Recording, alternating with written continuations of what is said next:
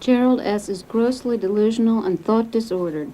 He is currently on the following medications: haloperidol, 32 milligrams daily; benztropine B, 4 milligrams daily.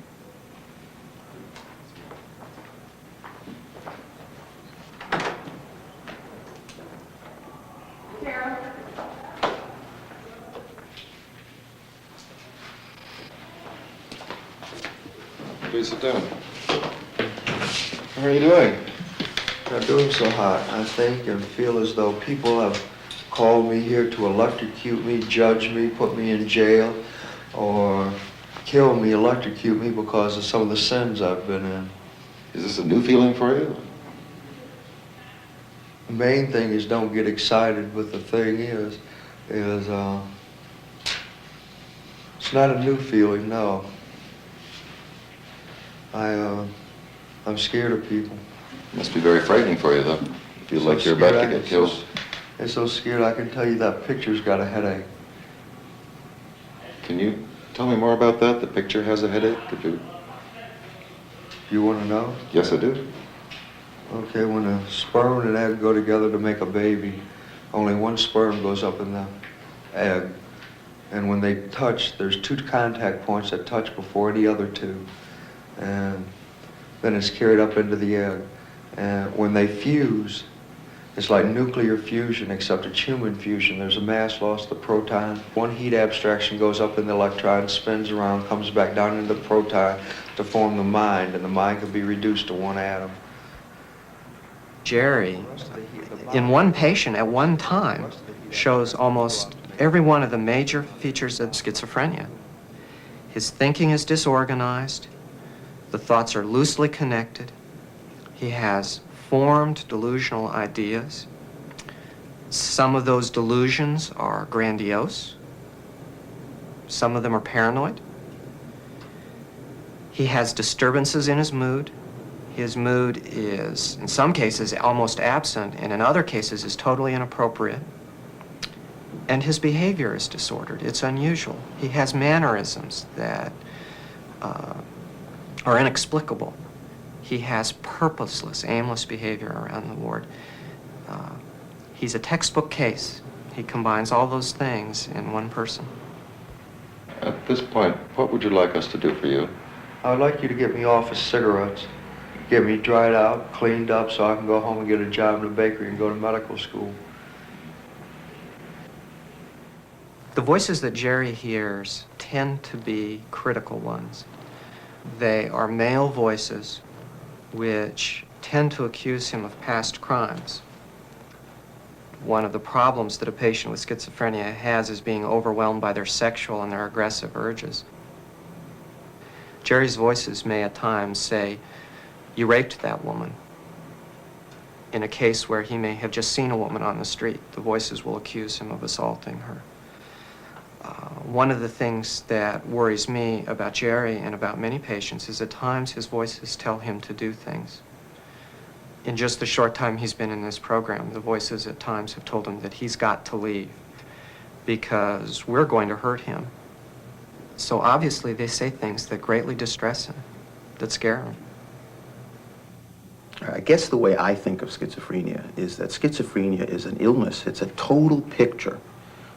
It's not like a peculiarity of behavior. It's not as if somebody has a sort of idiosyncrasy or has some peculiar way of doing things or thinking things. Schizophrenia is an involvement of a person in illness. There is abnormalities of behavior. There are abnormalities of thinking. There are abnormalities of feeling. There are abnormalities of the way people move across a room. There are peculiarities in what people perceive. There seems to be a very global impairment of what we think of as the highest psychological functions, the most intricate, sophisticated, complex psychological functions that people have. What happens is you've got a healthy, or can have a relatively healthy young adult, or a young person turning into adulthood, who begins to go into a psychosis, withdraws from the people who he or she loves, and is distant from those people. At the same time, that individual, that child, is clearly in enormous emotional pain, psychological pain, can't interact with people, and has a disease which can last for years. Yeah, I know you were just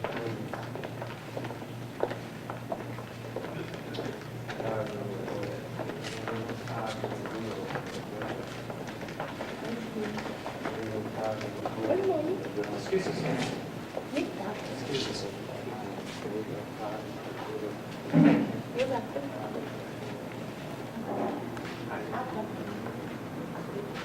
Dr. Bigelow, I'd like you to meet Mrs. Smith. Smith, nice to see you. Dr. Bigelow is the Please come in clinical and sit down. director.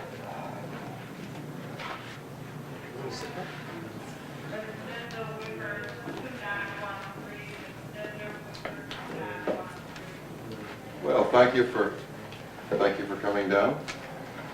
Dr. Bigelow, Morning. How are you? about to get my teeth knocked out, I feel like. Because I'm nagging people, I'm playing a game with my psychological pain, but it exists. I know it does, Jerry. That's why you're here, isn't it? To see if we can help you with it. Gerry, I think the big question today is if you stay. And when you and I met with Dr. Bigelow on Friday, that wasn't very certain, and that's the whole reason that your mother flew out here. I will stay if my mom stays. Well, I told you before that I can't stay continuously. Well, I how have- does that work? We can come down maybe once every 6 weeks and stay a week, but I can't. See, what I'm doing right Move now, down I understand what I'm doing. I've got you one down and I'm not gonna let you up. And that's a game, that just gets you mad. Truly, deep down, he knows that this is the last chance he's got of having anything and being able to control anything that he wants or tries to do. Yeah, I can And he believe in knows that if he instant turns die. his back on it, that he's had it. I hate you. Dr. Petrelli in Detroit looked at my transcripts and he started going like this. Gerald, just what could you have done if anything had ever went right for you? Been my boss? Can I interrupt you a minute?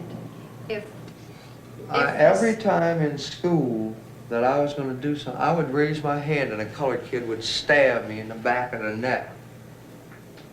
What is your explanation for that, God? That's what you're afraid to say. What is your explanation for that? Because you can't say it. My explanation is that you feel that whatever decision you make, you're going to lose here. And maybe that's why it's so hard for you to make that decision. My dad told me to stay here. I will stay if my mother will stay. There's no pressing job for her. She can have my Social Security check to live on while she's here. Is that possible, Mrs. Smith? I told him that we could come down once a month maybe and You're going to stay get a me week. not scared, so I'm not scared. Well, this dude's playing boogie-woogie with me. But Jerry, listen a minute. You mean that you can't stay away once a month? Let us come once a month and see you. I mean, in walked this one old dude with green teeth, and I couldn't think of nothing to do, so I just reached out and kicked old green teeth right in the knee. Your mom asked you a Yeah. question. Yeah, Jerry, question. If I'm not scared, I won't kill Jerry, it's you. important that you listen to me for a minute. Why, you gonna tell If me you go Dad's back, dead? if you go back, no, if you go back, You gonna tell me Snoopy's dead? You had better listen. Don't think of something else while I'm talking to you. Listen to what I'm I'm not saying. talking to you at all. Okay, if you go back, you may wind up in a hospital that I won't even get to come and see you once a month. You are not my... Do you understand me? Do you realize this is my mother and I'm trying to keep her alive? Now, what do you recommend, doctor? I recommend you give her a chance and listen to her. Don't you think it would be better that you stay here on your own? No. Where you signed yourself in? I don't. Jerry, I think that you're You don't confused know enough about and frightened enough that I'd be afraid you would hurt yourself if you weren't in the hospital. what... Okay, now, you are afraid that I would hurt myself if I wasn't in a hospital. Now, why is that? Because you're Because not of what you afraid? said. Because you're not afraid? No, from what you said. I think my dad can treat me very nicely. Well, I understand that your dad wants you, knows that you have to be in the hospital for that. I can't see why you can't stay and participate in on good terms without... Because I was raped going to kindergarten about 5 times. Well, and that was a few years Okay, ago. let me give it to you a different way. How long has it been since I dreamed I was there in hillbilly heaven? Or how long has it been since Town Without Pity for rape? Or how long has it been since The Man Who Shot Liberty Valance? my first impression of his family was the one I have in a lot of these cases, and that's that they're like a group of people that have been struck by lightning. Their son has developed a terrible illness, has been through lots of treatment, and has not gotten much better. And they feel devastated by it. To me, it's like their mind is racing like a motor is racing continuously, and I believe it goes on that way, even when they're sleeping, because he carries on like this when he's awake. You know, like I said, talking and gets belligerent. Then he has nightmares when he does go to sleep. So I think his mind is really working the same while they're asleep. I think they're in totally, as he calls it, hell, right while they're sleeping and awake. If one should say the word hell, because you don't know what it's really like. I know I have made the remark and thought about it a lot of times. I wouldn't have to die to go to it. But then I guess I have to keep telling myself nothing hasn't gotten so bad that it couldn't get worse. And I really and truly believe that. And if I didn't have that to think about, I think I would have done been off on the deep end myself.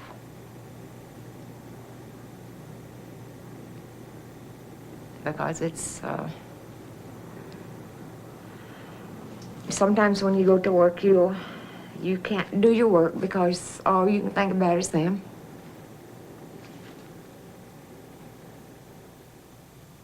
To bear a child who is that different is a tremendous load for a family to carry. To learn from the psychiatrist that this difference, this awful difference, may very well have been due to the way the child was nurtured, a disease of nurture, if you will, is quite an awful thing to carry. It generates an awful lot of guilt in loving parents. Parents are guilty enough. Raising children is a very difficult thing. To raise a difficult child is often worse, and then to have this validation from the outside, yes, this child is schizophrenic because of whatever happened in the family, is really an awful thing to carry. And I'm afraid that very often my colleagues had to think that because that was the frame of reference under which we were trained. At the turn of the century, every neuroscientist that was interested in schizophrenia was convinced that this was a brain disorder. There was no skepticism about that. It was only as that sort of stagnated and people really couldn't make much of the findings that they had at the turn of the century that people began to raise this notion of psychogenesis, that somehow either bad mothering caused schizophrenia or that bad neighborhoods caused schizophrenia or drugs or some peculiar school experience or some major psychic trauma of some kind caused schizophrenia, for which there is absolutely no scientific evidence whatsoever to this day. This is the baby picture, the very first one we had made. He was 6 weeks old when that one was made. And then when this one here was made, we had moved to a different location, and at that point his allergies had started real bad. And I would say he was about 2.5 when that one was made.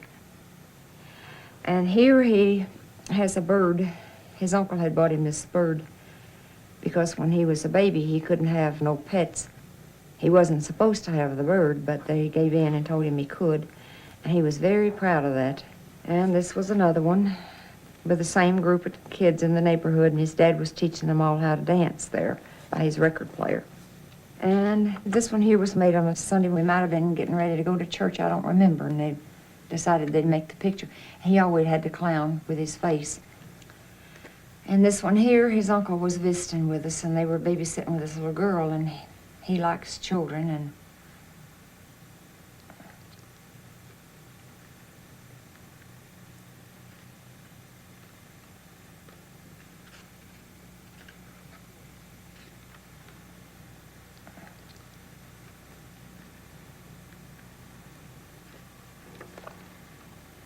and this one here was made in the backyard.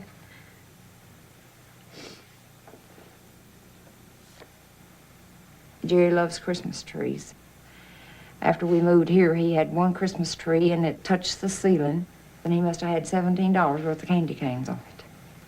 Then he decided that he'd gained too much weight, so he'd go on him a crash diet, and he did. And he went from looking like that to looking like this, which wasn't, to me, wasn't a healthy look. And then right after that was when he started going downhill, or what you would say, but that's when his sickness probably started coming to a head at that time. And this picture was made when he was on the police department. You can see, since Jerry's sickness has come out, I can see the sickness in Jerry's face, in his eyes. I can see it. It's in this picture as plain as the picture is green and black. And why they didn't see it or couldn't see it when they were examining him, I'll never know. He didn't just run through an interview which lasted 15 minutes. It was a long, drawn-out thing, more times than one, more days than one. And what I'm trying to say is if they had picked it up then and he had never gotten on the police department, who knows, maybe he would not have gotten as bad as he has.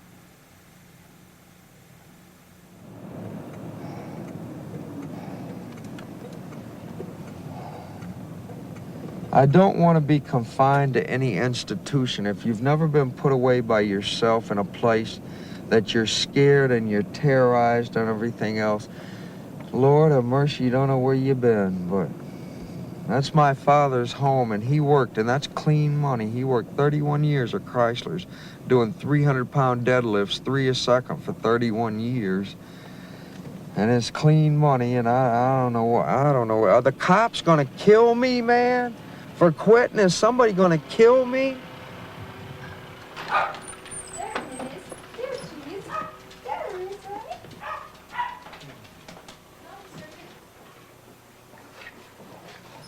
We're gonna sit here and smoke. Okay.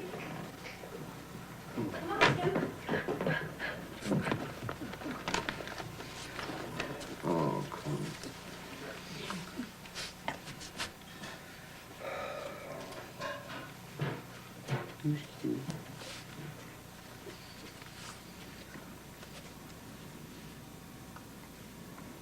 How long did you give your pace for?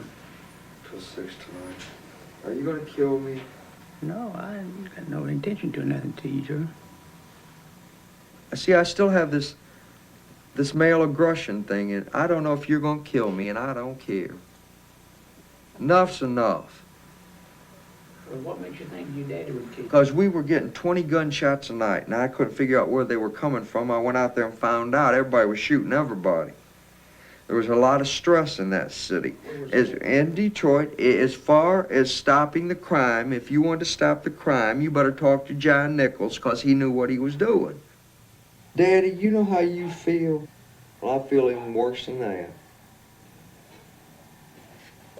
That man, if I wanted him to and said, get up and go to the bedroom and leave me alone, would do it.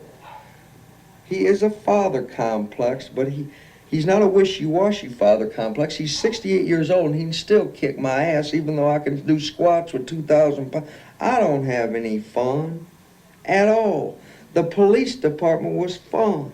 Well, there's a lot of fun out Yeah, there ain't no fun out there killing people, no. Well, no, I ain't for nobody. I've got a certain amount of common sense, too. I'm precedent and morals, and whether you believe it or not, you've taught me a lot.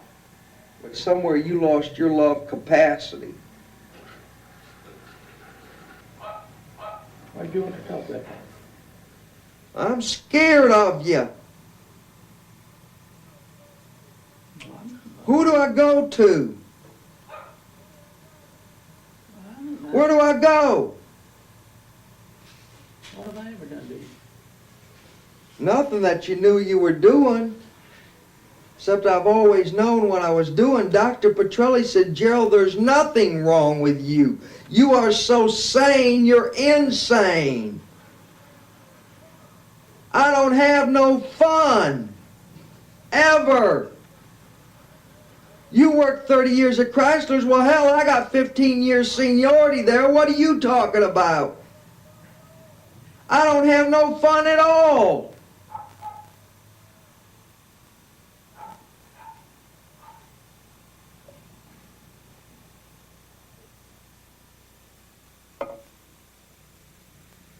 It's awful bad when you only got one kid, too, because you think of what we done. We worked, both of us worked hard and saved and tried to have something for Gerald, you know, so he wouldn't have to work hard, you know, to give him a good start in life and everything, try to put him through college and do without things that maybe we should have bought, but saving it for him. Didn't want him to work like we was raised on the farm, you see, and I didn't want him to work hard. We loved the boy and we done everything we could for him, still do. But as far as having any hope, I don't know. I just hope the people and the public can understand what this is all about, because what we're doing, I hope it helps the public. It may not help us, may not help Gerald. I certainly hope it helps somebody. It certainly won't do him no harm, would it? That's the way we feel about it.